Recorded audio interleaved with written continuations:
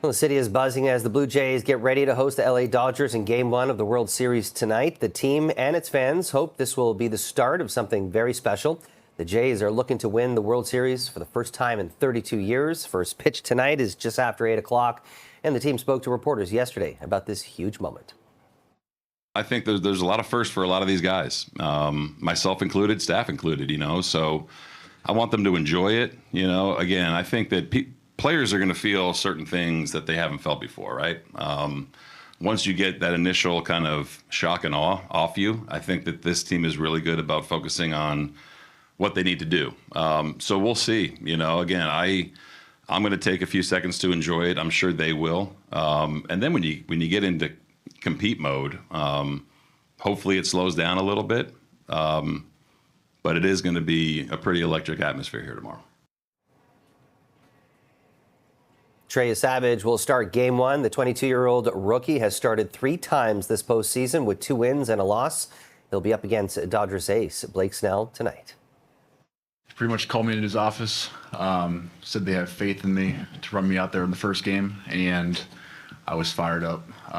Got up, hugged him, hugged Pete. I was very excited. TSN radio host Matt Cauz joins us live now with a preview of tonight's game. Just barely contain the excitement, and I see you're same as you as well, Matt. Let's talk about what you're expecting from tonight's game. I see you're in a little bit of a shadow there. I'm not sure why. It's really, honestly, it's the giant glowing orb known as the sun, where 5 minutes ago it was more that away, and now it's like coming in right here. The TV studio here, not as good as yours. But when you mention just the fact that how excited we are, I think it's important for everyone to take a step back. Maybe similar to what John Schneider just said to say there, and enjoy this moment. They haven't been to the World Series since 1993. How many people watching right now weren't even born then, or were too young to remember that moment? I was 18 years old. I was in high school the last time the Blue Jays were in the World Series. This is such an incredible moment for this team and for the city. Let's start with the pitching matchup. What are you expecting? Yeah. Obviously, it's pretty remarkable that a 22-year-old who's only pitched a couple games in his career is now all of a sudden in the World Series. Talk about the pressure on Trey Yesavage, but also the poise that he's been showing so far.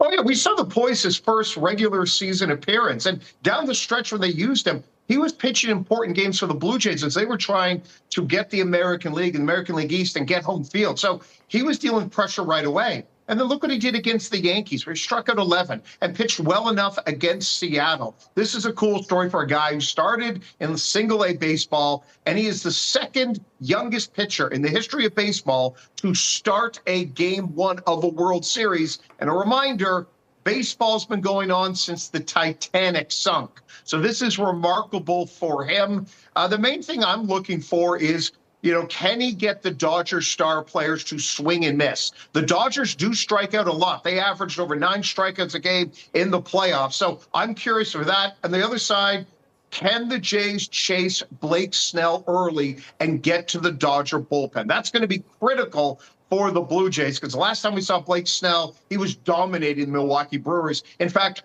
all 4 starters for the Dodgers, they allowed, I believe it was just 2 earned runs to Milwaukee when they swept them in the NLCS. Oh, Blake has been absolutely phenomenal throughout this entire playoffs, and I'm guessing, when you're facing a guy who's doing this well, there's got to be a little bit of concerns, but at the same time, I guess you got to keep it cool heading into World Series Game 1. Oh, yeah. And listen, the Blue Jays offense can beat you in a lot of different ways. We've seen that. The power they've had, their home run power in the postseason is far better than what we saw in the regular season. And every guy in this lineup can hit. There isn't a weak spot. The 8 and 9 hitters, those guys can get hits as well. So, yeah, it's really just about a team effort, and we've seen that. And, Toronto's been able to chase some good pitchers. Max Fried with the Yankees and Gilbert and Kirby and Castillo with Seattle. So these bats have handled a lot of high-end starters throughout the postseason.